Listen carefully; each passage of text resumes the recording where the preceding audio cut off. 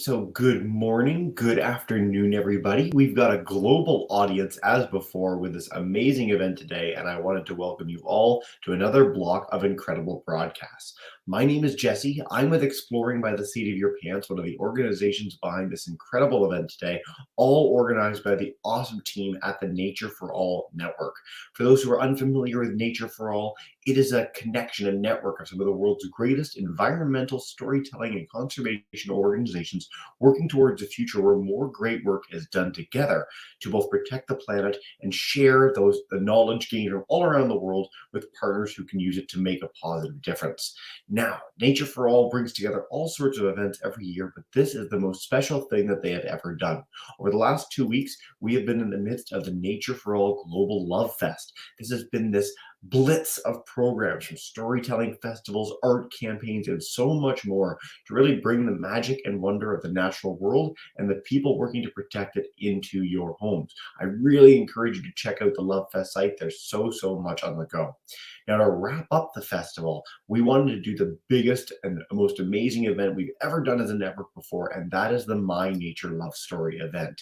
We started off on Sunday late evening for my time, Monday really early morning for our friends joining live in China for what has been the first half of a 48-hour extravaganza with all sorts of incredible speakers from around the world.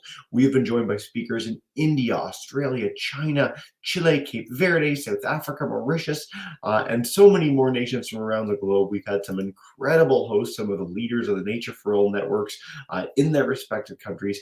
You can check all of this out on YouTube with us at Exploring by the Seat of Your Pants or on the Nature for All YouTube page as well. I hope you get the chance to do so. There's been some really inspiring moments and stories from some of the coolest people on this planet. Now today, we start off in the very early morning where I am with a trio of incredible stories from Africa. We're going to go live with Sophia Kadima in just a second. She's joining live in Kenya. She's a natural resources officer by profession, and she gets the chance to be the sustainability champion at her bank where she currently works. So we're going to hear a little bit about her nature love story before we head to Benin and then to South Africa to wrap up this incredible trio of events today. So Sophia, welcome into the program. It's so nice to have you here today. Yeah, thank you so much. How are I am so good. you? It's 10:32 in the AM in Kenya. Yeah. Well, a lovely morning to you there. I wish I was trading places and I was in Kenya. Can you hear me? Yeah, we're good. We're a little bit delayed, but we can hear you. Yeah, it's morning, almost yes. mid-morning in Kenya. I will tell our audience that mid-morning my name is Sophia Kadima. Yeah.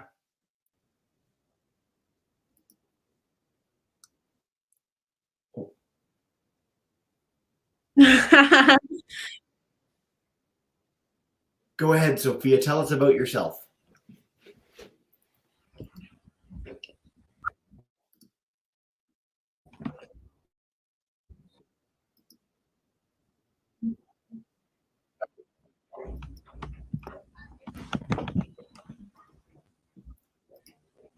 Yes.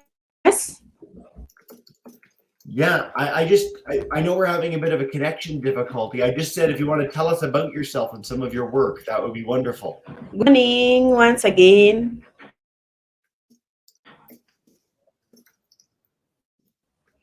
So my name is Sophia Kadima. I'm a Kenyan. I'm a graduate in natural resource management. But having an unemployment crisis in Kenya, we are diverted into something else, banking. But that doesn't necessarily mean that I'm still not doing what I love.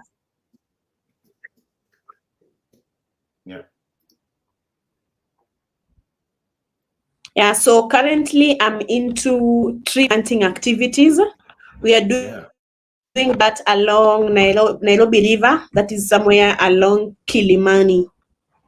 So that's what I'm focusing on currently. Fantastic. Let's see. Thank you, I'm gonna put up Jesse. questions like this. How many trees have you planted in your work?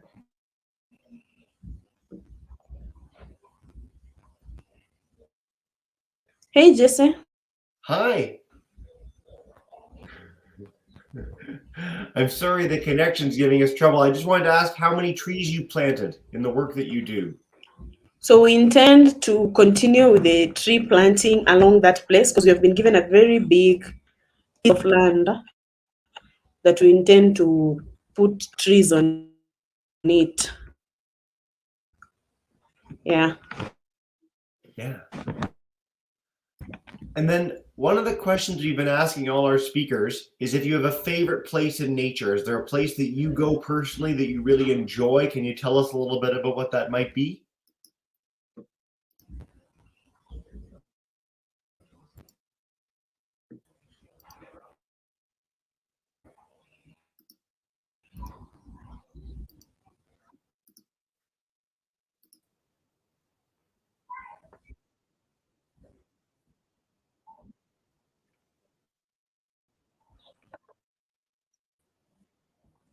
So we began the project last year.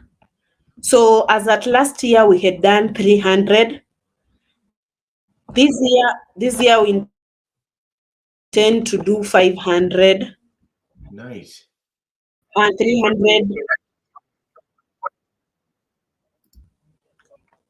Last year we did 300. Out of the 300, we have a survival rate of 90%. So I have like 290 trees at 6 inch currently, and we are still taking care of them. Fantastic. And then Sophia, if you can, I know we're quite delayed now, but if you can hear me, I've got the question below about a favorite place in nature. So my favorite place in nature is the forest. I visit, there is the national park and also what is its name? What is its name? There's a Kenya just behind. There's 3 forests in the city center. Really like going, inclusive of Ololua. So for me, it is the forest. I really love that. We've A lot had of so many speakers. trees where there are a lot of trees because I always take it like fresh air. Sorry to have interrupted. I was just saying so many of our speakers have mentioned the forest as a place that really is meaningful to them. A lot of our speakers live close to a park or a national park where they can get out into a forest and really, whether you're looking for wildlife or peace or a view, you can really get it all in woodlands, which is really exciting. I'm curious if you have a first memory in nature or an inspiration, something that led you to be as passionate as you are about the natural world.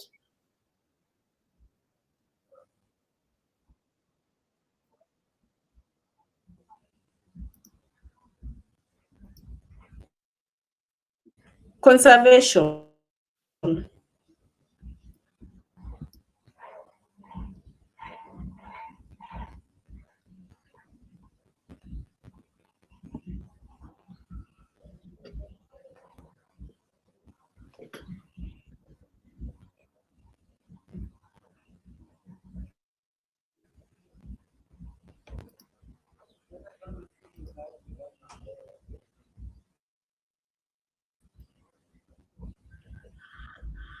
Oh,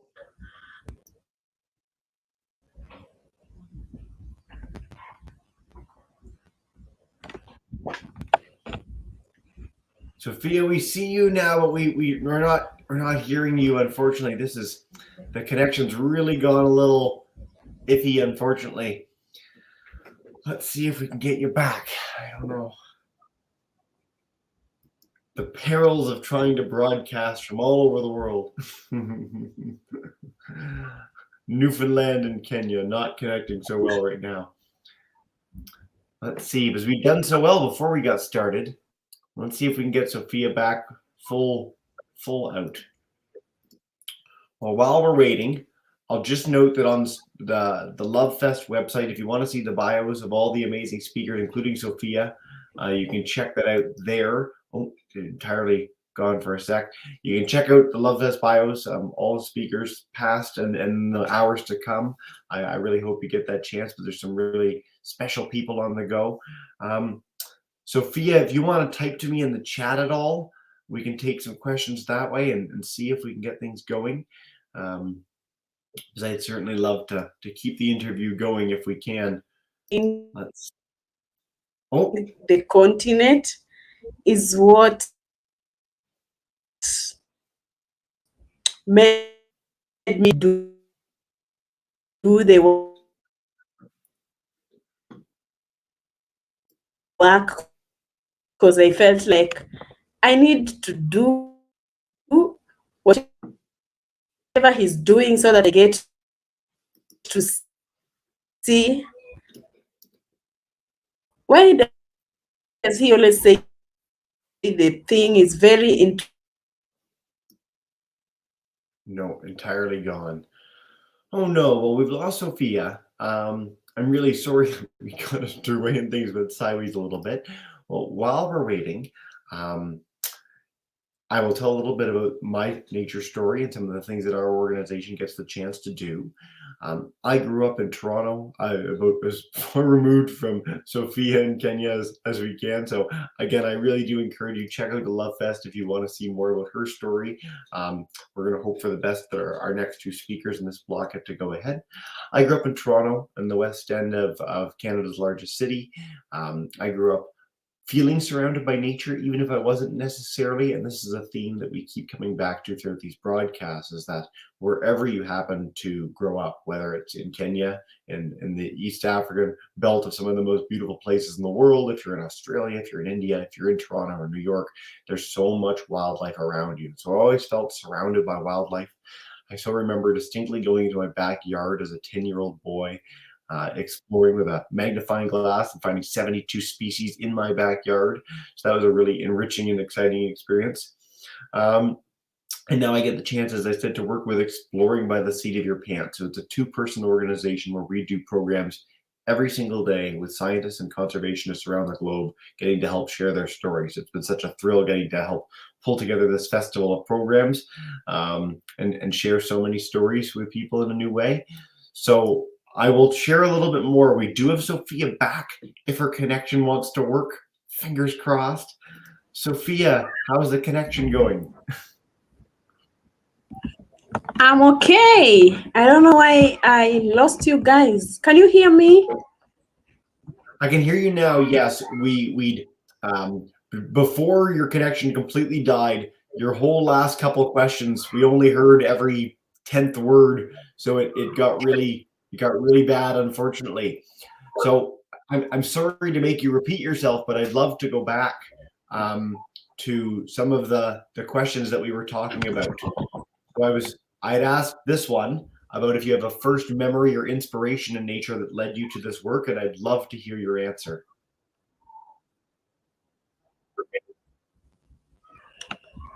So my first memory was a school trip to KWS in Langata. So I felt in love with nature.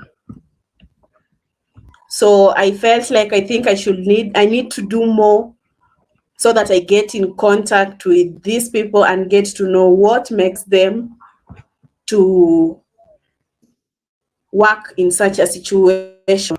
And then I also had another one in Kisite Mpungoti, made me love nature so much. So that is it. Nice. And then I've got a second question for you.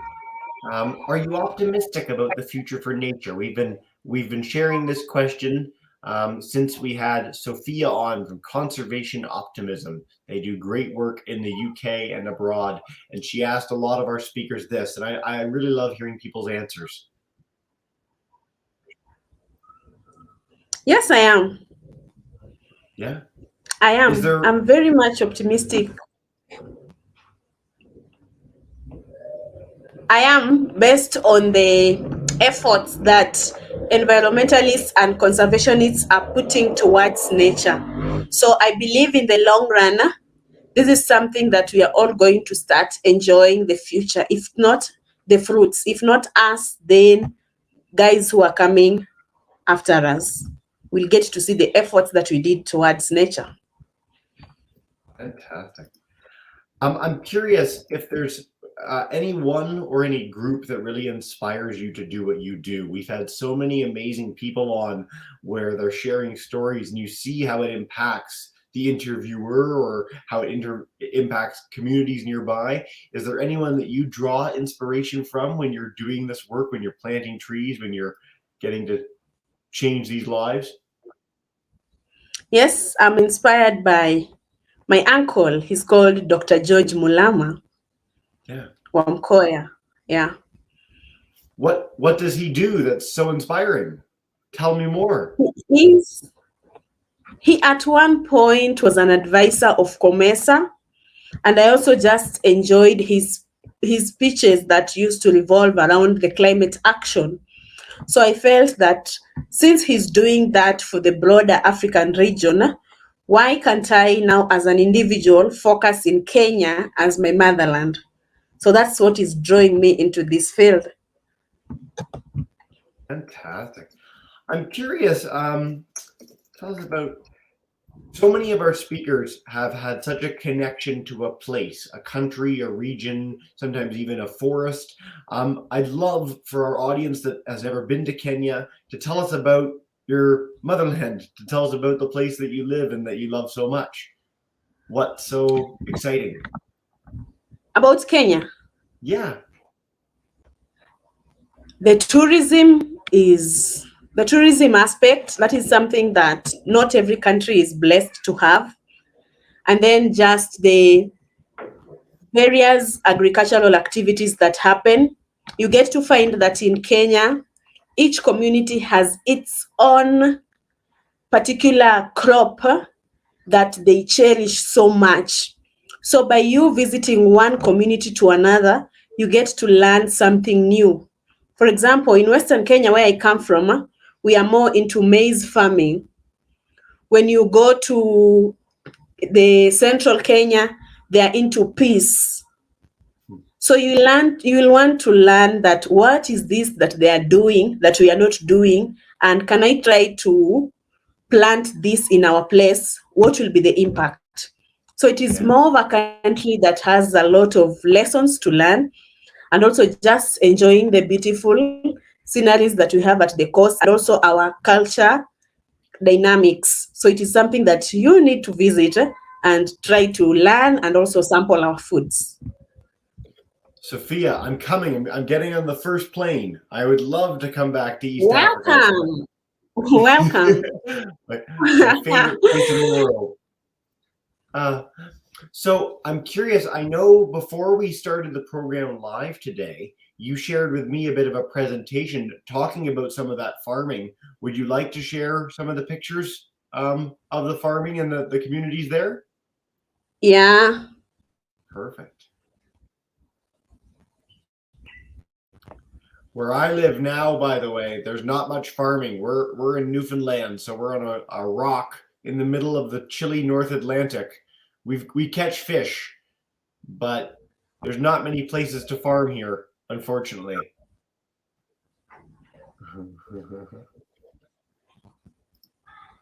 So these are some of the crops that we plant in Western.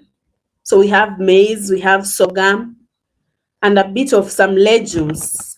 Can you see the forest? No, I was going to say they're not screen shared yet, so we'll need to bring that up together again with the present screen share and then the window that we did beforehand.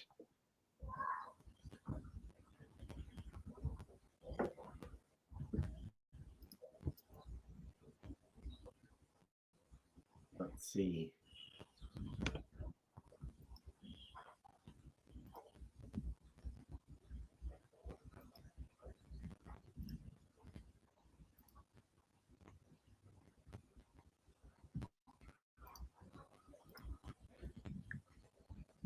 It wants to work. It's thinking about working, you can tell.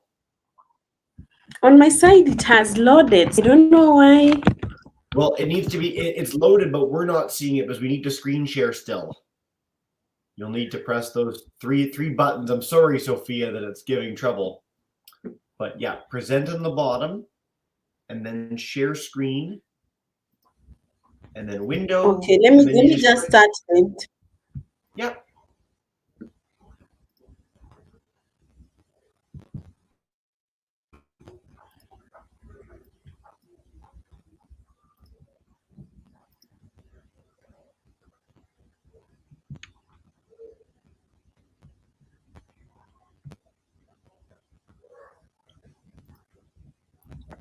And if it doesn't work, that's okay too. We'd love to just hear you talk about it.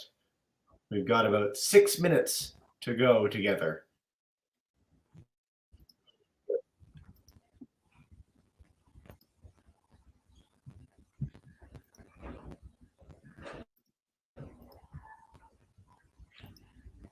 Are you able to see it? It works. Yeah, you're perfect. Farming. We've got it up.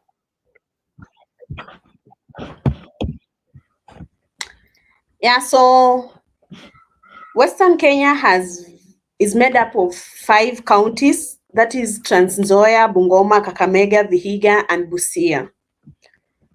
So most of the natives in the counties, they mainly depend on agriculture as their source of livelihood. So they grow various crops such as maize, beans, groundnuts, sorghum. And to those who do on large scale, they intend to just sell the crops so as to add to their daily source of income. So we have 2 seasons. We plant like next month. So like right now, farmers are preparing their farms. Then in March, we plant, which will harvest in August. Then again, we'll do now from September to December. So it is always a costly affair because farmers have to source all those materials. So this is the screen that shows like now after we have planted the types of crops that we plant. You can see the first slide has maize. The second one has sorghum. So there's a difference between sorghum and millet. Millet has finger-like. Then the third slide shows the legumes. So you find that when the crops are in the field, they tend to be affected with some pests. So the farmers has to source some chemicals to apply on the crops. And these chemicals are they're not environmentally good for the soil and also just the man himself.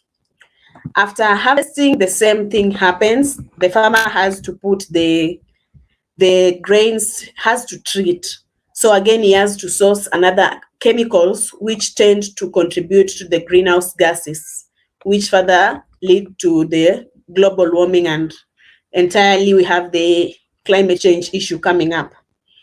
So that's where our idea of trying to use the traditional method comes in. So with this traditional method, we have the waste from cows, like the cow dung. So you get your cow dung. Unfortunately, I didn't get a photo for that. That's You get your cow dung.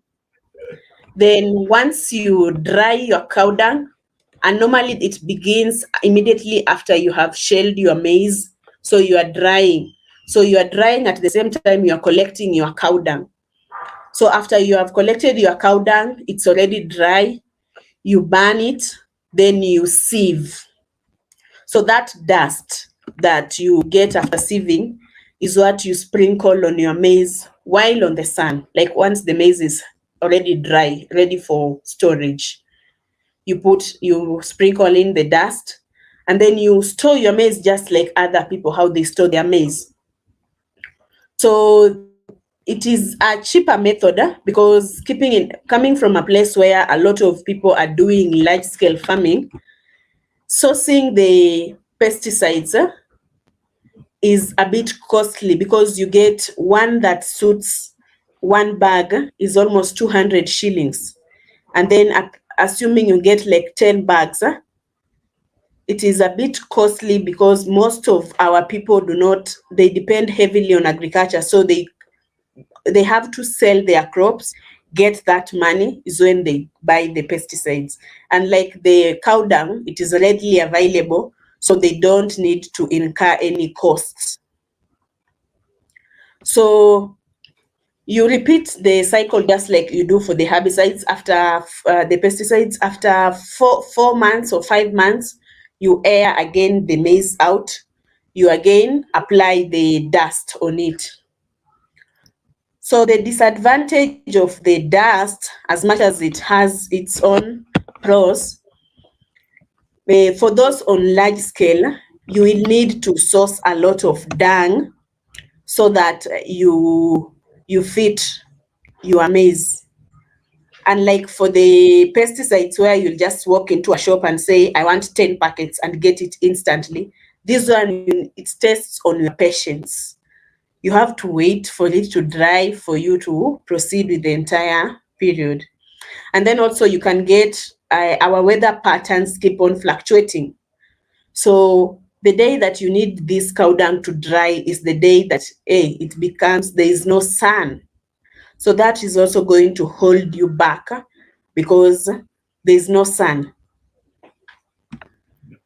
So it is a method that, yes? I was just going to say, we've got about 2 minutes left in the program. It's been fascinating getting to hear again this unique perspective on some of the stuff that you get the chance to do. The slides have gone a little iffy for us, so I just wanted to unfortunately say if there's any final message you want to share with us about your work, where people could learn more, how they could sort of input this into wherever they might be joining from around the world. Is there any last message you'd like to share? I'm sorry the connection's been kind of strange today. I can share my work. So maybe you give me a place where I can throw my work for people to access it. Please, yes, we'd love that for the Nature for All website. We can get that up on the Love Fest site, okay? We can link that into anything. So if there's any website or thing you'd like to share with us, email me, email you, Jose, and we'll get that up for everyone, okay? Okay. Perfect. Well, thank you so much for joining this morning in lovely Kenya. I'm sorry that we had a little bit of a connection difficulty today, but it's a pleasure to meet you. And thank you so much for sharing your story with us today. Okay, thank you too for the opportunity. It has been nice chatting with you people. It is. Well, have a wonderful day. Keep up the wonderful work, and we'll chat again sometime soon. Please send along that message. Sophia, farewell for now. And a pleasure, as I said. We are going to keep our program rolling. We've got 2 more amazing speakers joining us from across Africa. This is our one entire African block, except for me here in Canada, unfortunately. I wish I was in Africa. But we are going to bring in University of Oxford educated, fantastic conservationist with an expertise in community conservation, which is something that we've been featuring a lot in these broadcasts, connecting local people's needs with the sort of urge and importance of protecting local wildlife, habitats, species has been an overriding theme of the entire Love Fest My Nature Love Story event. And so Yves Olatoundji is going to join us in Benin now in just a second. And I must say, Yves, welcome to the broadcast. We've never, my career is all about bringing in people from all around the world. And one country that we've never featured a speaker from is Benin. So this is very exciting for me.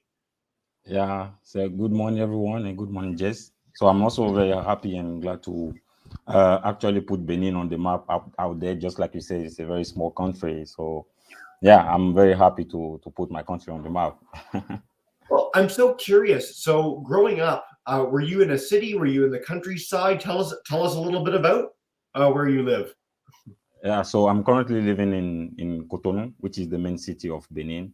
And I was born, of course, in Benin, and later on I moved a lot with my parents because they had to travel for the work. I've been to Togo, where I lived in the rural country, in the rural countryside of the country, and later I came back in Benin, where I went back in my real village.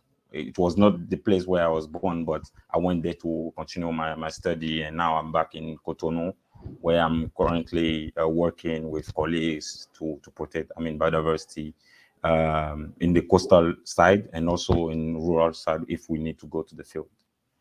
So I'm going to come back to that because that sounds fascinating. I'm so curious if there was a nature experience or a moment or a place when you were a boy that inspired you to be this passionate about wildlife. Was there something that really triggered it, or was it just your whole upbringing? Yeah, thank you. I remember when I was still in the primary school, we were once told into the school that we needed to pay some money to visit the zoo. Yeah. And I was so eager to do that, but I asked my dad to really pay that money for me to visit the zoo, and he was like, "No, you can't do it because I won't be at home, so nobody will be there to pick you up when you come back." So I remember that I spent the whole day crying and being sad that I couldn't visit, without knowing what. But after all, I heard that the friend who went there had a little accident, and I didn't know if that was by luck or anything else, but I can't really picture that out. And I remember some month after we had another opportunity to visit that zoo, and then my dad said, "Okay, this time I think I'm around, and you have the opportunity to attend that event." And he paid, and I went to that zoo. The name of the zoo was Weke.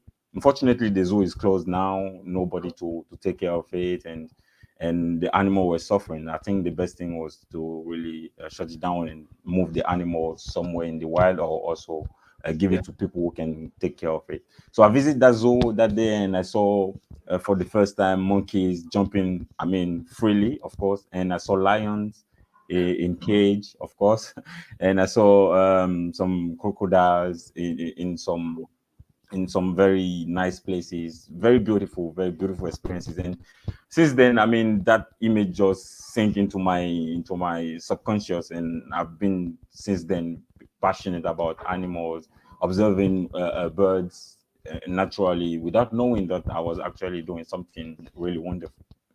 Yeah. It's so interesting to me because we've had a couple other speakers, and when I grew up, I was in Toronto. I was in a major city, 2.5 million people, and going to the zoo was such a huge thing for me because it wasn't wild, but it was this opportunity to see animals that I'd only ever seen in picture books, I'd seen in videos, but there's nothing like seeing a lion or a crocodile or monkeys for the first time, and you Yeah, see their personality and their charisma, and yeah, you feel well, and especially so my zoo had gorillas, and gorillas, you look in the eyes of a gorilla and it's like looking in the eyes of a person. It felt the same to me as a boy.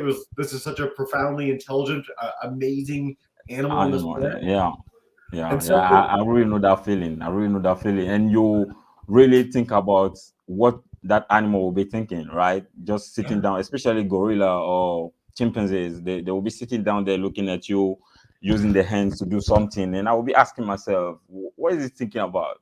Is there anything maybe he's trying to tell, or just to understand me that I'm looking at him and saying, what's this species, for example, So I also ask those kind of questions, and I really know how you feel.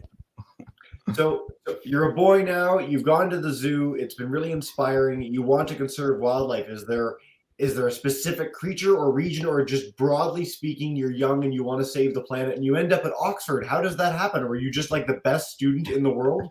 Just like No, I think so. definitely not.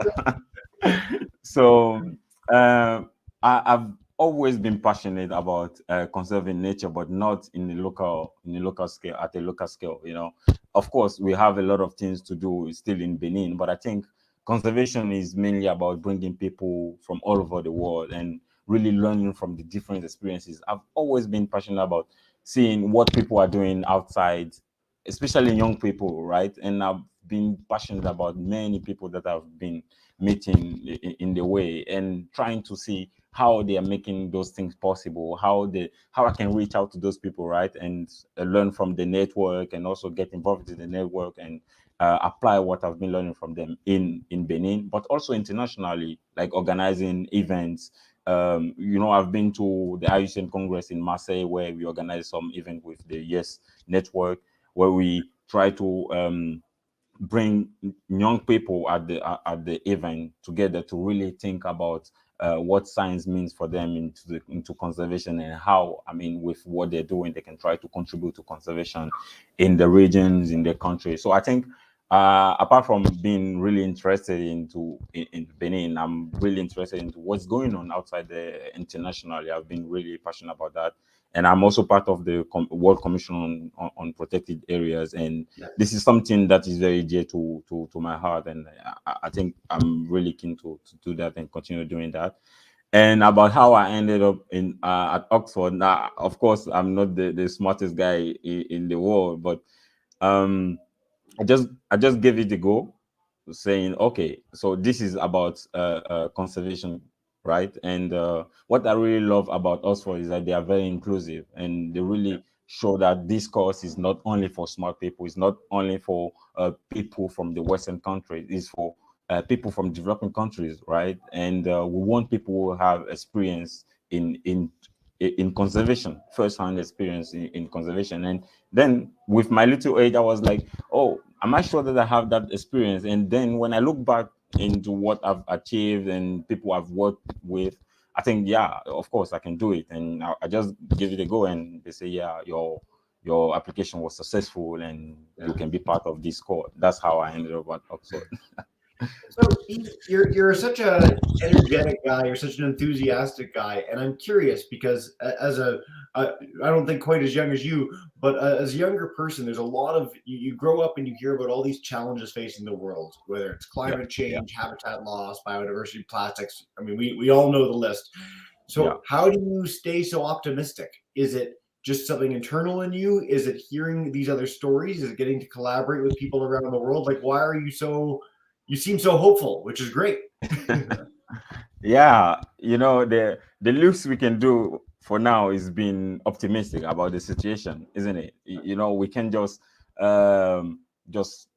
stay there and say nothing can change anymore. Sometimes I look at people, I say, how can I really change the mind of these people? They just the use of plastic, for example.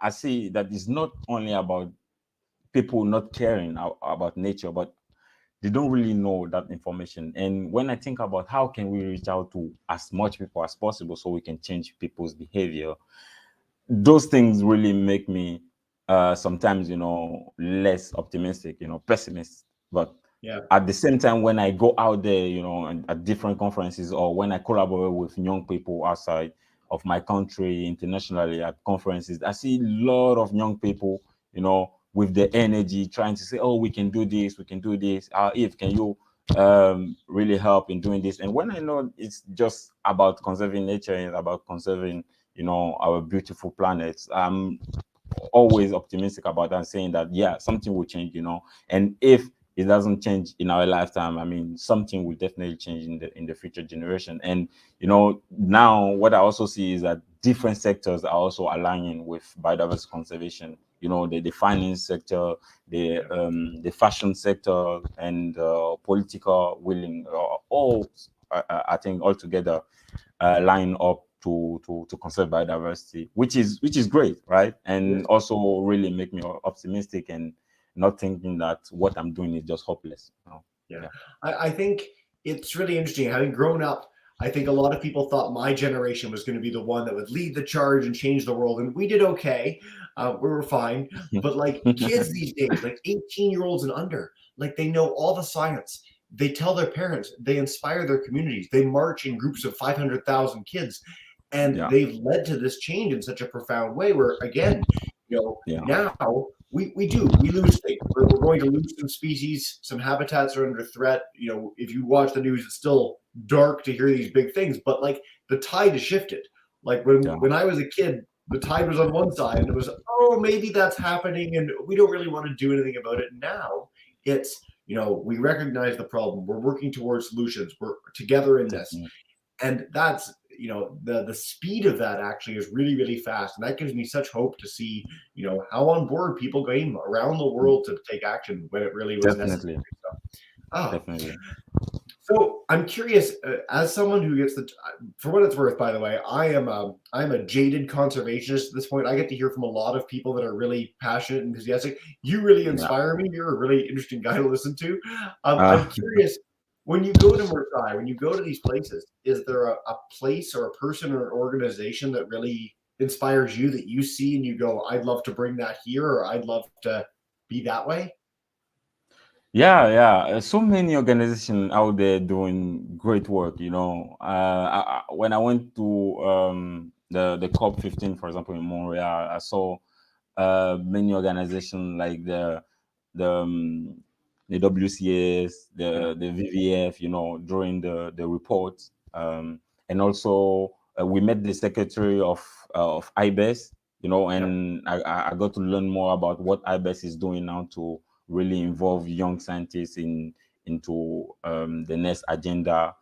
And you know, I can be less passionate about all the things they are doing. And of course, the IUCN, which is also a great organization doing tremendous work to conserve biodiversity. And I'm just always overwhelmed and very excited to really learn about how they can really skip out, you know, like put out the scope of conservation in each thematic and be very specific, because I think that is something that we really need now, being very specific about each problem.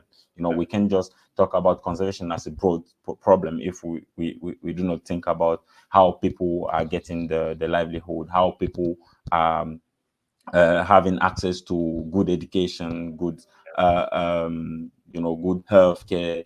Those things are very interlinked, and I'm always very passionate to learn from this kind of organization that I just cited. And there are many more out there, of course, Yeah. that I'm following, and I think they are doing quite good, and they also inspire me in a way. It's been really interesting for me seeing how that has transitioned over the years, where it used to be a very organizations went in with a paternalistic approach. They'd come into an area and they'd say, look, we need to save the lemur in Madagascar, and you need Yeah, to stop doing everything you're doing, and we're going to save the lemur. And for a person that lives there in the community, that, you know, their livelihood is the forest, or they rely on the meat, or they rely on trees, yeah, and to yeah, say, oh, you can't do anything anymore. We're from Canada. Stop. Is yeah, ridiculous. yeah, yeah, And so, yeah, yeah. right? So you're starting to see this I mean, long overdue recognition that there's more to conservation than just the needs of preservation. You need to factor in the human Definitely. element. And really, one thing that I find really heartening about this is that most people, Mhm. 95% of people around the world, really do value their local ecosystems. We draw personal inspiration from forests or from wildlife that's near us. Of Almost course. everyone I know loves to go out and just be around or see a bird or see wild mammals or whatever. And Yeah. so people want to protect these things, but sometimes there are other challenges that get in the way. So when you are specific, when you can address those challenges firsthand, you can often come up with more elegant solutions to help. We've seen this. My favorite example of this ever is elephants trampling fields in East Africa. And if you put beehives around the field, the elephants won't Yeah, cross it. I love that. exactly. And then you Exactly. raise money from the honey, and then everybody went. Like, it's just, that's an elegant idea to Everybody's me. happy. Yeah, Yeah, everybody's happy, and everybody is encouraged, right, to really support conservation. yeah, They don't see you as enemy anymore. Instead of that, they see you as potential, you know, investor in the local communities. So when we can think outside the box and see how actually local communities can lead conservation, then we yeah. will start succeeding in conservation. So yeah, Well, I think you're right. Sophia, right before, she was talking about the tourism in Kenya. And I mean, having been to Tanzania, not the same country I know, but like that whole region is so embedded with the idea of a safari or going out and exploring wildlife and the value of animals more alive than dead. And that's been Yeah, transformative there. Costa Rica, we've had the chance to feature, and its forest cover has gone from 20% to 50%, in large part because people wow. want to come to be surrounded by that cloud forest, by the wildlife, to see that those animals. And you know, as someone who's been very lucky to have had the chance to go and do things like that, it's such a, I mean, it changes your life. I Yeah. remember the moments that I spent in those places so profoundly. They're the most memorable moments of my entire life is being out in nature in East Africa. And it's because of things like this. Yves, by the way, I'm so glad you got to Montreal. It's one of my favorite cities in the world. I grew up in Toronto, not too far away. I really love it. It was a great city. So many things to see, but I couldn't with the busy agenda of the COP. So yes, next time, come back and visit anytime. Definitely. You mentioned at the beginning working with the police with conservation. So what are you doing? Are you helping with wildlife trafficking, prevent it, or what do you get to do? I'm curious. So in Benin, what we do is not the place as such, but we have some rangers, right, in Benin, and what we really do with those people is really supporting them with information and giving them which kind of or what kind of biodiversity we can see in the area we are working, and also giving them information about we had an association of hunters. We made that successful step as a way to really show the hunters that hunting individually is not sustainable. So really convince them to really come up as a group, as an association, and that list has been sent to the town hall and also the association of rangers in the Weme Valley, which is where I was working before coming more into the southwest part of the country now, where I'm currently working with my colleagues. I'm so fascinated with this because when I grew up, it was always, oh, hunters, bad. Like, don't even talk with them. Like, they're the worst people. Or even poachers. I mean, even when it was illegal hunting, it was this thought that, like, these people are the enemy. And they're not the enemy. They're members of the community. They're people that are doing this for a livelihood. And when you bring them in as members of this conversation, I mean, there's, you're always going to find people that are doing illegal things for bad reasons to do bad, but most people do not fall in that category. And when some of my favorite stories in the world, Indonesia's done this. We've seen this in South Africa too, where you get people that previously used to be some of the biggest takers of the environment, and they become the stewards and the guardians of it because they love it. They know the area so much better, and that's very exciting. I'm glad you're having that experience there. So you've mentioned a couple times this international approach, the fact that you love collaborating with people. What would you like to work? I'm just so personally curious. It's not even really related to our main story of the Nature Love Fest, but is there a place or a species or a topic within conservation that you'd most like to work on? Because you've got such a unique story that I think you'd be fantastic wherever you went. Yeah. So I have so many backgrounds. Like, I have backgrounds in natural resource management and protected areas management, and I also had some good knowledge in governance, working with local communities and really putting them in the center of conservation. So with all the experiences that I've acquired in my study, I went to Oxford, where I learned a lot about research, applied research to conservation. To take conservation decision, it's very important to also associate it with what research is saying, isn't it? And then I think putting all this together, I'm now keen to seeing how I can use research, right, to support protected areas. I'm really interested into protected areas now, and when I see in the outcome of Montreal, we see that the 30 by 30 is a very important topic now, which is also greatly aligned to what I really want to do in the next future, which is, for example, using new technologies to really support conservation on the field, while putting the local communities into the center of conservation, of course, and also thinking about doing some very high quality research to see what local communities think about international policies. I think it's also very important. If we just bring policies to them and say, okay, let's work on this topic and maybe increase protected area, even though they accept it, I'm thinking about a way where we can really start translating those policies things to local languages and really set up some real participative meetings where everybody, young people, women, and old people in the community, rangers, and everyone can just collaborate and really think about what this policy really means and how we can really contribute to it international. I think this will also really help the 30 by 30, which is something that is critical for the next years. I'm going to go back to 30 by 30 in just a second because we've got a program on the go and I love it as a concept because it's been united so big. But the whole phrasing there was so interesting to me. And I always like to push this back because I talk to a lot of Canadian and American conservationists and sometimes there's sort of like an exasperation.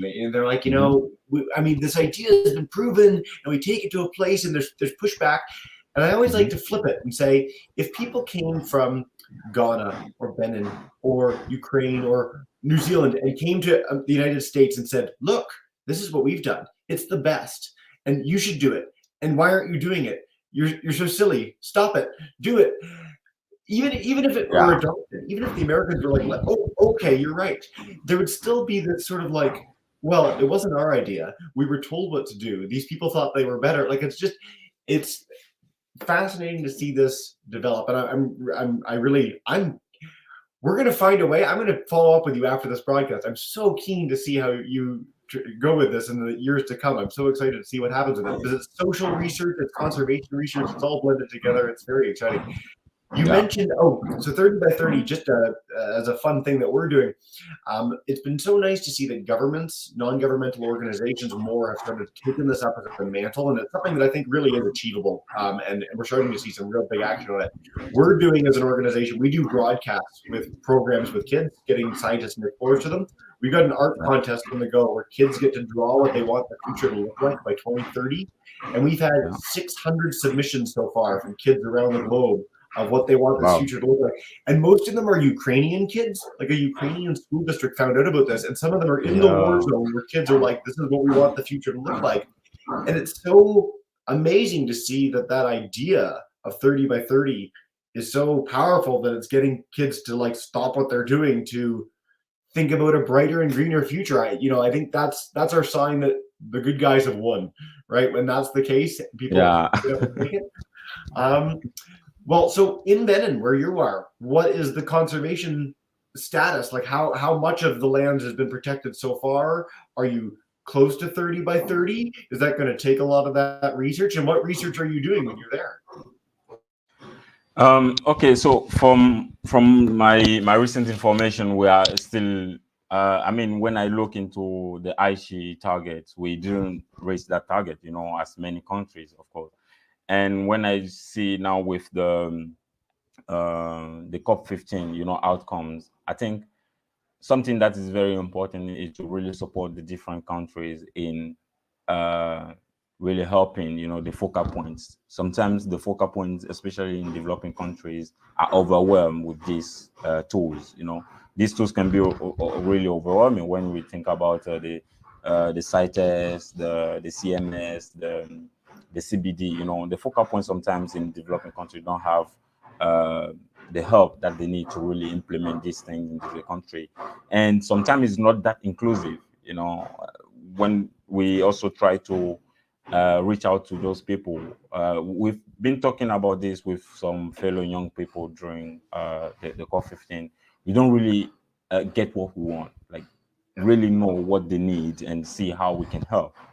Even though I'm not sure that I can help implement the whole thing, but I think I can do my part.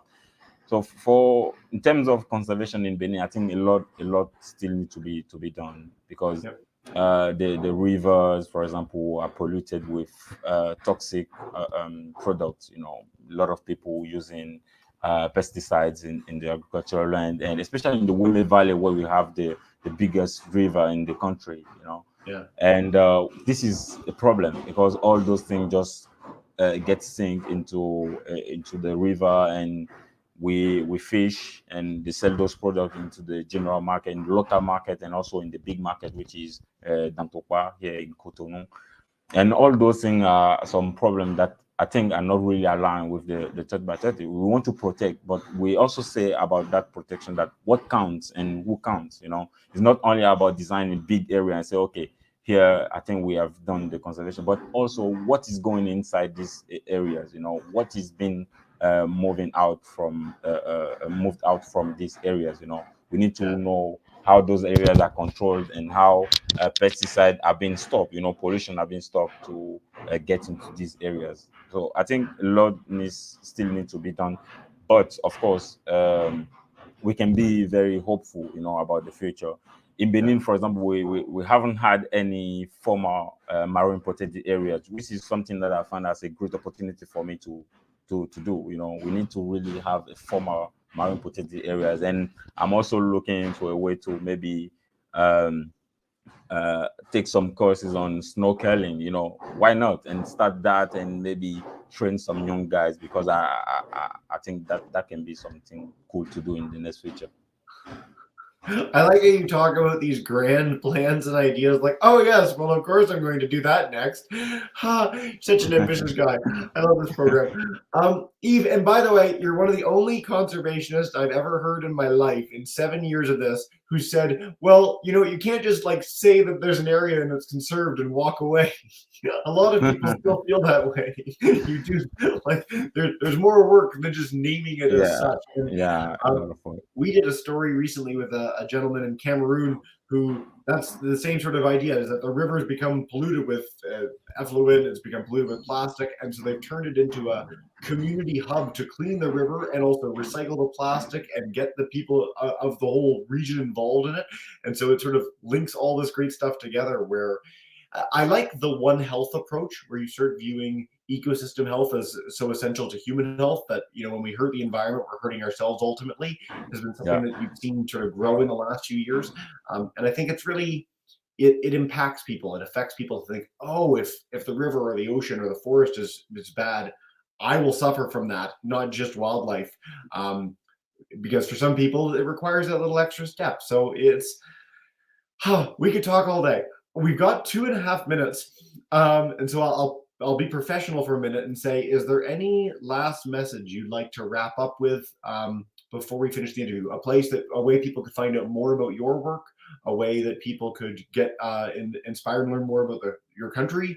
Anything to leave us with before we wrap up, Yves? Just like you said, very exciting conversation, and what I just want to send as a message is that we just need to be strong, as young people, and be optimistic about the future. And I'm really open to discussion. I can leave my LinkedIn name here, and we can continue talking with, all of you, and think about what conservation is. And I think Nature for All is also a very good opportunity, to showcase what we are doing in terms of conservation and protection of nature. And I really want everybody to really support and also contribute to this initiative. I see it as a global platform to really make people really think, and go back into the past and see what they have been doing to nature, and how they are also taking advantage of nature and enjoying nature. So Nature for All, I think, for me, is very, very interesting, and I really call young people to really get involved and also put their message out there. So I also want to learn from them. Well, you can be our spokesperson anytime, because that was very elegantly put. So, Yves, thank you so much for this incredible interview. One of my favorite talks I've had in a very long time. So I really appreciate all this. If people want to check out more about your work too, your bio's on the Love Fest site. This is on My Nature Love Story event. Encourage you to share your own story. Had the chance to hear a really nice and special one today. And thank you for being a part of the festivities, man. Thank you. Thanks so much for the conversation, and looking forward to more. Absolutely. I will be in touch as soon as these broadcasts are done. Well, have a wonderful day. I would love that. Bye. And I'll see you soon, man. That was an inspiring conversation. It's the middle of the morning for me. It's like 4 hours earlier than I typically wake up, and I'm more energized than I usually am in a normal day. Well, we are going to go from the land to the sea a little bit to be joined by Mike Denison. I'm really excited to wrap up our trifecta of amazing programs live from Africa today. We started with Sophia in Kenya. Yves, as we saw, was in Benin, and now we are heading to arguably the most beautiful country in the world, in South Africa. There's a debate there, but it's a tight debate, isn't it, Mike? It's nice to have you here with us today, man. Hi, Jesse. Thanks, man. Yeah, just really enjoying the conversation you're having with Yves and Benin. Yeah, what an interesting guy and what an interesting story. And it's been, as I've been saying throughout the entire My Nature Love Story event, it's been so incredible to get this global perspective, because the way people approach problems, the way they talk about them is so different and unique and interesting. We've had, Indian conservationists are different from South Africans, are different from people in Peru, and yet the passion for wildlife, for conservation, for nature is just pervasive through everyone. And so I do broadcast for a living. I've done like 1,300 programs over the last 7 years, and I'm super inspired by this event. It's very hard to truly perk me up anymore, because I get to see it all the time, but it's so nice to hear about. So you know what, we're gonna stop talking about the other stories. I want to hear about your story, ocean minded, the work that you do. You live and love the water. Like, there's nothing on the water that you haven't done or enjoy doing, and I'd love to hear about how that got started for you. Yeah, thanks, man, Jesse. Yeah, can I just go onto share screen and then I'll just I've got it as a backup, but let's play the presentation on your end if we can. Then you don't have to tell me to reply every time. So present on the bottom, and then share screen. Yeah. And then you got the option of window, entire screen, or Chrome tab if you're on Chrome. And slides, share screen. Let's go screen sharing. There we go. This is half the fun, the tech difficulties where we try and figure it out together. Otherwise, it's not a video broadcast. It's no fun. All right, let's try that one. See, beautiful. You're in. You're good. Let's go full screen, and you'll be. Yeah, let me just go. Ocean mind. That's beautiful. I love the turtle. I'm all in. All right. Yeah. So maybe just a quick introduction of myself. My name is Mike Denison. I live on the east coast of South Africa. I'm a father of 3. I've been a school teacher. I've worked a lot in education, and then in preparation for this, I was forced to do quite a lot of reflection, which was enlightening for myself and I guess ultimately the influence that the ocean has played in my life, and kind of moved me into a space of ocean-minded as a very powerful foundation around which my life has evolved, my work has evolved. And I'm just going to share a little bit of that with you over the next 20 minutes or so. So I was quite fortunate to be born on what's regarded as one of the ocean's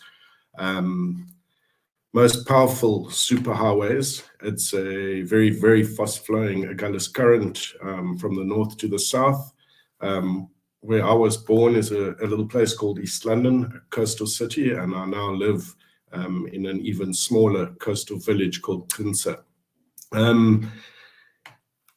What's so interesting about this space, or the piece of coastline I live on, we can see how that superhighway flows north-south. It acts as a massive migratory route for whales. We have the annual sardine run, which actually comes up in that blue countercurrent, and that's probably the world's largest migration of species. It's a marine ecosystem that moves up our coast.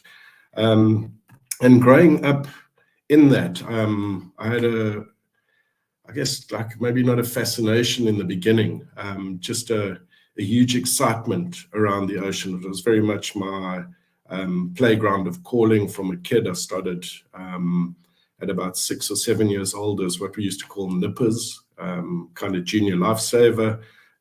As I got a little bit older, I progressed into surfing, and that gave me this access, to sandy shores, rocky shores.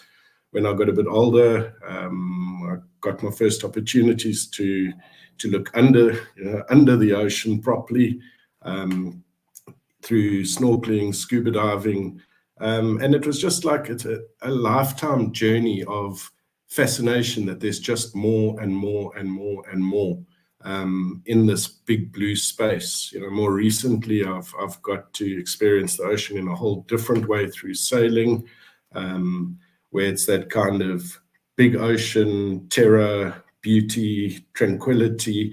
And as a playground, it just never stops delivering. And as most of us know, when we play anything, it also becomes a space that we get challenged.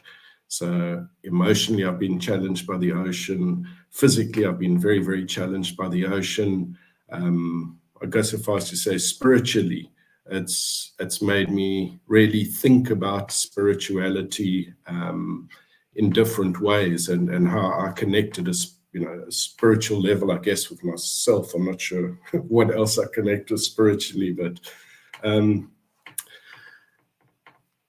a place of escape. Some people say, yeah, well, it's not good to escape, and escapism, but escapism is also, escape to freedom. For me, getting into the water was always an escape from what I feel as this kind of massive pressure, which I usually attribute to gravity. In the ocean, that downward pull, that kind of difficulty of being on land is taken away from you, and it gives you a different freedom, a different way to experience Mother Earth, to be in and on Mother Earth. The ocean's been my friend, but also been my foe. We've lost friends to the ocean. One day it's beautiful and embracing and warm and gentle, and the next day it's terrifying. It's scary. So it's a world of change. And I think most importantly is how I've been reflecting more and more on kind of how nature teaches us, and within the context of today, really how the ocean has been my teacher, teaching me about the small things, teaching me about the big things, giving me the headspace to be able to learn about myself and my surroundings. Unfortunately, that's not me on that wave. I think the ocean also teaches you that you've got to recognize your limitations. You can explore and push yourself, but there are points to which, probably you shouldn't go further. That photo was taken by a friend of mine in Cape Town at a place called Dungeons, which is one of South Africa's big wave surf spots. You could go there on another day, and that raw power could be a lake flat piece of ocean with kelp forests underneath it, seals. We could put a 6-year-old into the water exactly where that guy's standing, and they could be snorkeling around looking at this aquarium of life. There are just some key words, on the left-hand side, unbridled beauty, and what I see as beautiful in the ocean doesn't mean someone else sees that as beautiful, but its overall appeal to an enormous range of kind of beauties is phenomenal, whether it's a photographer on the beach, catching a sunrise, whether it's an elderly couple walking ankle deep in water across the sandy shore, whether it's the surfer dropping down the face of, a Dungeons monster. The beauty just delivers endlessly. Mix of excitement, mix of terror. It's the unknown. We're looking at a wave of water. We have no idea what is below that surfer. We have no idea what is behind that wave. So as much as we can see and appreciate, at the same time, it's like super limited in terms of the space and what is there right in front of us. Just the last two, it's a very destructive environment, the ocean, but through that destruction, it's also an extraordinarily creative and important ecosystem or environment for us as people, for us as a planet. So as I got older and started getting into things like education, into youth development, I started to try and be much more mindful around what is this place? Why does it do this to us? How does it feed us as people? And then look at how do we convert that into kind of pedagogy or into work that we do to nurture the oceans, to nurture the planet. How do we share? How do we protect this space? Because we run enormous risks around it, or around destroying it, losing it. And what are the implications of that on my well-being, on my immediate community's well-being, on my community's broader community's well-being?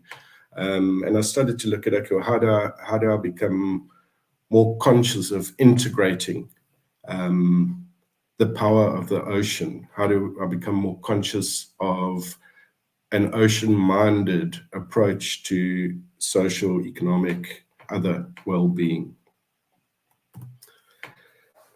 I'm just going to spend a little bit of time on this photo because it was a by chance image that we got on the beach a few months ago, and it just absolutely captures the kind of melting pot of a complex country, socially complex, economically complex. We've got incredible cultural extremes, and I was coming off the beach with a group of young surfers, and we happened to pass another group of traditional healer and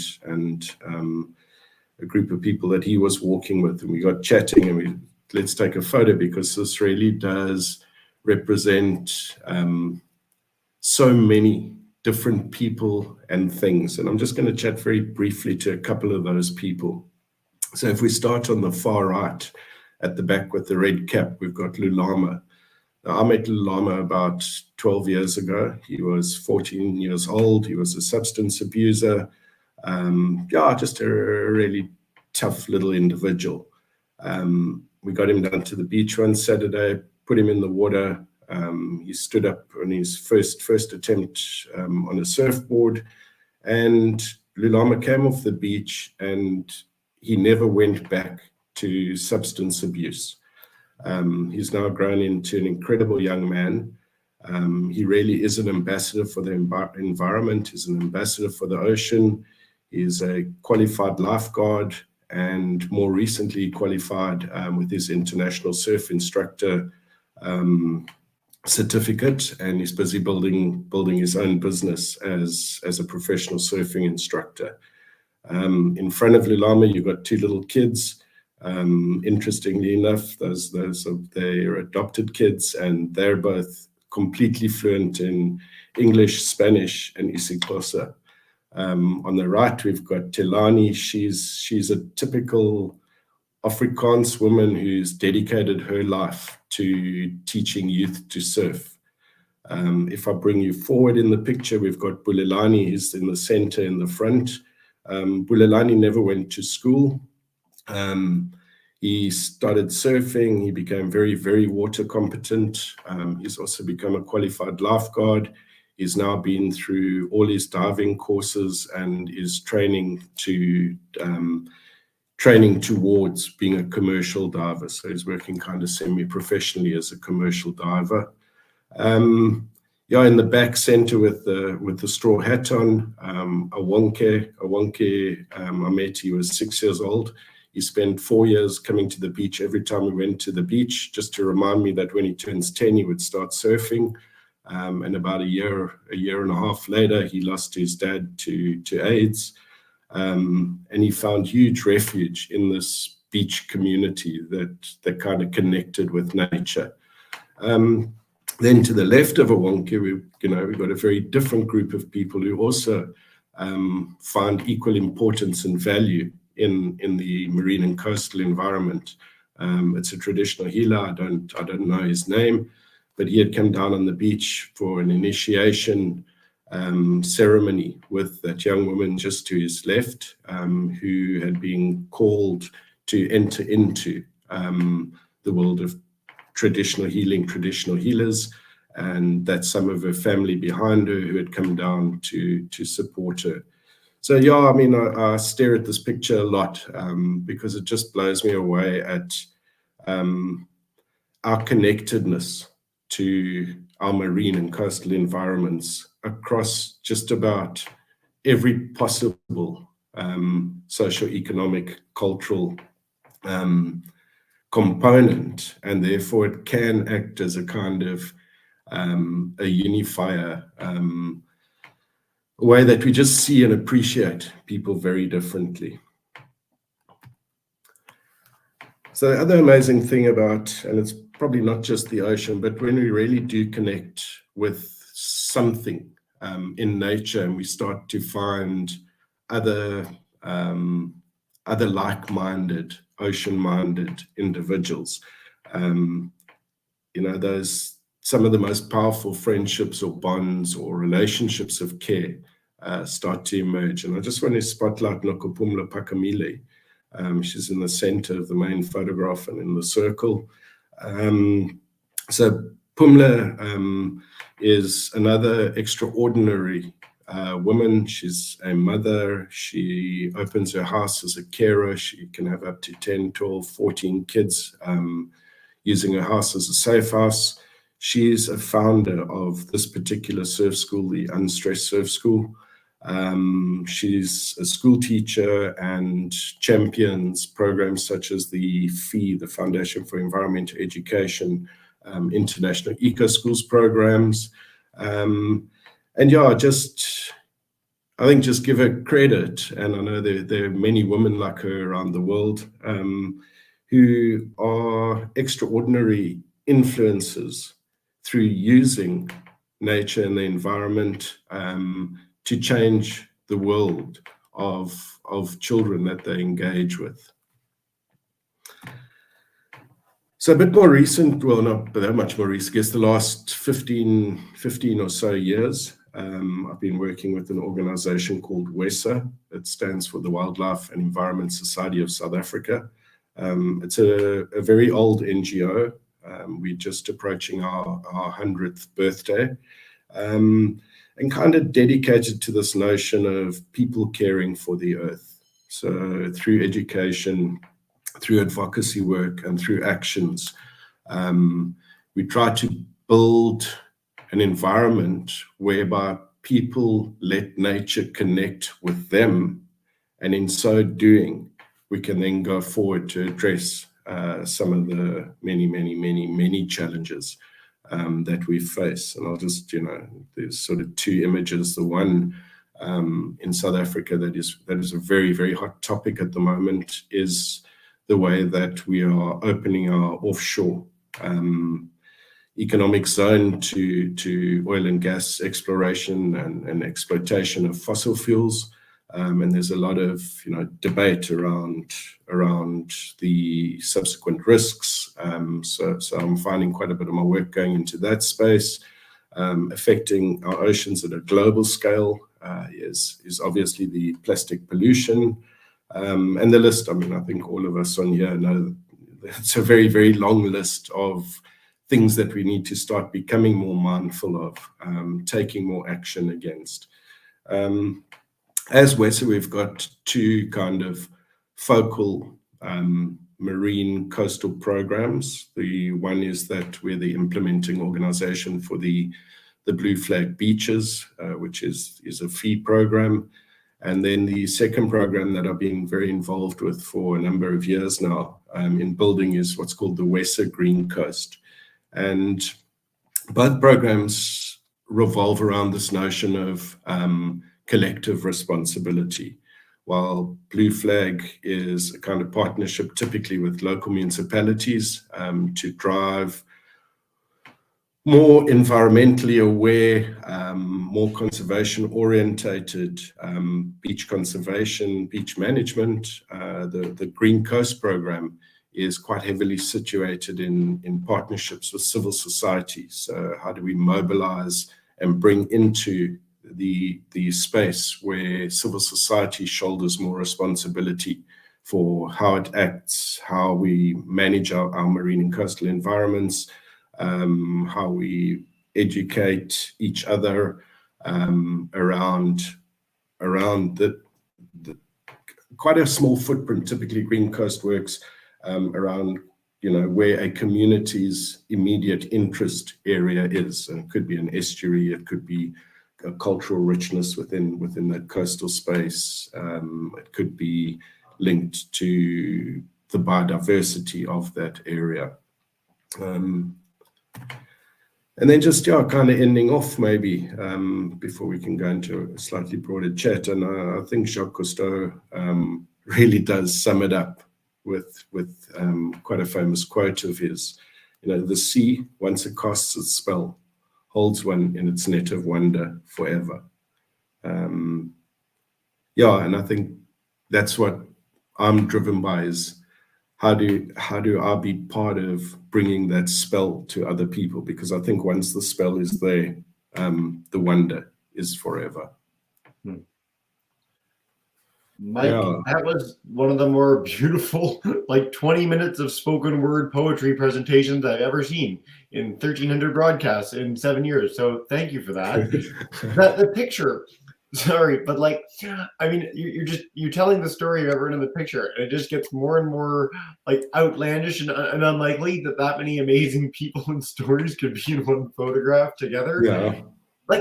You started this broadcast by talking about the spiritual feeling of the ocean, and it's interesting because it's come up as a topic a few times over the course of these broadcasts. And I grew up in a very irreligious place, household, community, what have you, but I always found that feeling in the natural world. I didn't grow up near oceans. It was a long time till I had the chance to be in or on open water, but whether it's a forest, which has been a sort of abiding theme, or the ocean, deserts is something that a few people have talked about. It's amazing how nature and these grand spaces that have all these attributes that you highlighted in the beginning of the talk, and really it changes you. It becomes your center, your base for how you think about the world going forward. And I think that's sort of the essence of the Love Fest, is seeing how different people in different places feel that way, no matter what their upbringing, no matter what their personal experiences are. So I'm so glad you highlighted it in that way. It was really it is. It's often a difficult thing to articulate, spirituality, because it is I think it's a very personalized, a very kind of subjective emotion and internal dialogue that that's going on all the time for us. What is spirituality? I would also say I'm not particularly religious, and yet when I'm in an ocean space, I can connect with my ancestors, my mom, my dad, and yet if someone says, well, do you believe in life after death? Well, I don't know if I believe in life after death, but I believe in being able to connect.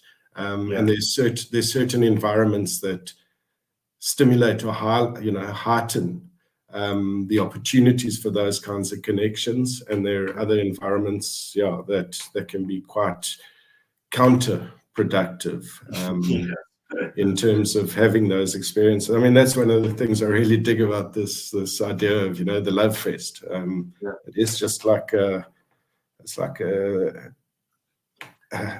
reflection of what is it that makes me want to connect with nature. Why did nature connect with me in that way?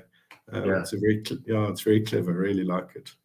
I am nowhere near as good with words as you are, but the word that always comes to mind for me is reverence when I'm out in a space like that. That's how I feel. So I love doing programs and I get the chance to hear from amazing people, but nothing tops walking out of my house and going to the local, I have a stream trail near me with little waterfalls and a forest. When I'm there, it's how you feel. And it's so profoundly different than being inside, than being in a city. I grew up in Toronto, so 2.5 million people. And I love the energy. I love big cities. I always assumed I'd be a big city person. Now I'm in a town of 20,000 where within 5 minutes I'm in wilderness, basically. When you fly in, you see no towns the entire way into the airport. And I feel so much better. I didn't know, I grew up loving nature so much, but I had no idea that would be the feeling that I would have being immersed in it in that way. And as someone who, again, hasn't spent much time in the ocean, it's so nice to hear about that in the context of the water. And by the way, you're the first person in years to mention the sardine run. And I grew up, there was this David Attenborough special called Nature's Most Amazing Events. It's the greatest hour documentary ever put to film ever. There's this final scene. We got like the dolphins, the sharks, we got the sei whales, we've got gannets flying in like going in like arrows. And I'm like, if there's a greater experience to have on this planet than to be in the midst of that, I don't know what it is. That is just gonna be the coolest thing ever. Oh. That is, I mean, it's an unbelievable period, that sort of midwinter, when the first big cold fronts come through. And then that the sardines are going to be chasing quite soon after those cold fronts, and you see people kind of getting ready for it, photographers, guys with boats, divers, and then when it starts, I mean, it's completely mind-blowing. Much of it's happening, you can see all this action on the surface of the water, and yet there's an equal amount and more probably happening just below the surface. So it's these weird worlds. Yeah, we like to highlight to kids in the programs that we do that if you learn to scuba dive, 70% of the world is now open to you in a way that it was never before, right? So, and you can start that at 8 years old, and you can go. And I've never surfed. It would be something that I'd love to do, because you see how, again, talking about something that's like a spiritual experience for people to sort of feel the water in that way and to be a part of it. We were talking about trackers and sort of indigenous traditions in Africa as well yesterday, and it reminded me of my favorite thing I've ever learned about people's capabilities ever is wayfinders in like the Pacific, where it's like you're in a canoe, you put your hand in the water, and you're like, oh, this current makes me know that there's an island 50 miles that way. Yes. It's like nothing we've ever done as a species compares to that knowledge. And so, like, I mean, I'm such a city boy, and like I can like chop some wood and I can make a fire, but the thought that any human is capable of that is just so foreign and astonishing. Oh, Mike, honestly, I'm gonna try and put on my professional hat and like maintain some seriousness. We've only got a few more minutes, unfortunately, but I'll follow up with you after this broadcast. We're gonna find some more opportunities to chat together. It was lots of fun. But I'm so curious, as someone, you talked about growing up and having all these experiences and feelings towards the ocean. We have an audience today where a lot of the people will be landlocked.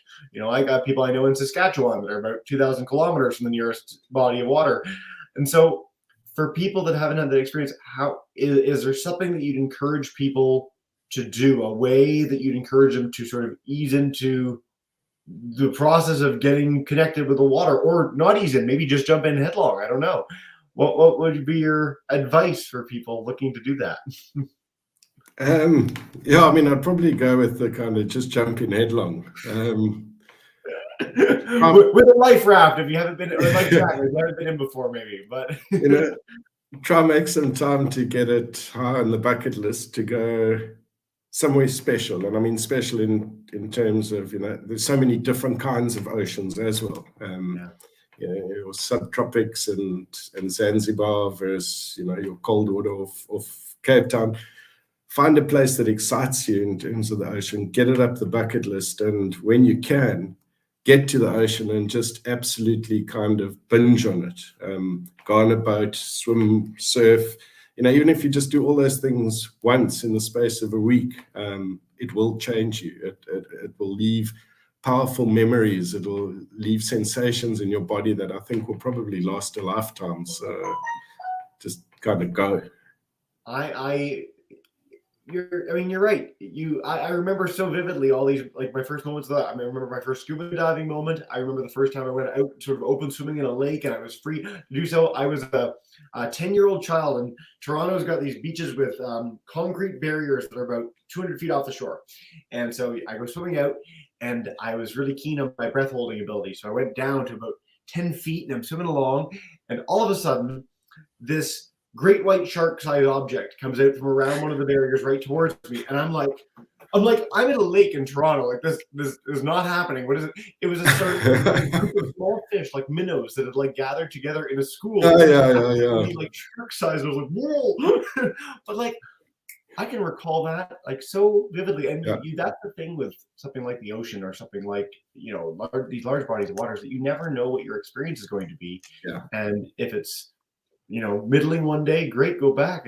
But I think, you're sort of putting yourself in a position to have that feeling of awe, of reverence, of spirituality, of magic that a lot of our lives lack on a day-by-day basis. And so I think that's the sort of the essence of the Love Fest. You hit the nail on the head with that sentiment. So,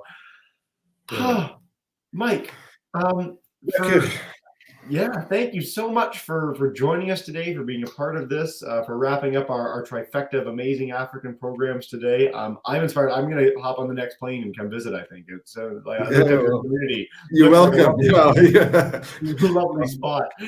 I've got plenty of space for you, so you're welcome. Perfect. I'm in Newfoundland in Western Canada. We got a whole separate room too. It's a little chillier here than South Africa, but we got 7 feet of snow. But other than that, it's worth it. I promise. Well, Mike, thank you so much for being a part of this event. As I said, all these are going to be recorded. So if anyone wants to check in on this story later, if you'd like to share it with anyone, it's on our YouTube channel at Exploring by the Seat of Your Pants. It's on the YouTube channel for Nature for All. This is all part of the Nature for All Global General thing. And of course, our Love Fest event, and specifically these 50 programs with amazing speakers like you. This is one of my favorite chats I've had in a very long time. And so thank you so much for this. Have a wonderful rest of your day, man. Thanks, Jesse. Yeah, thanks for having me, and thanks to the rest of your team. I know there's a whole lot of people working behind the scenes and pulling this together, Yase and others. Really appreciate it.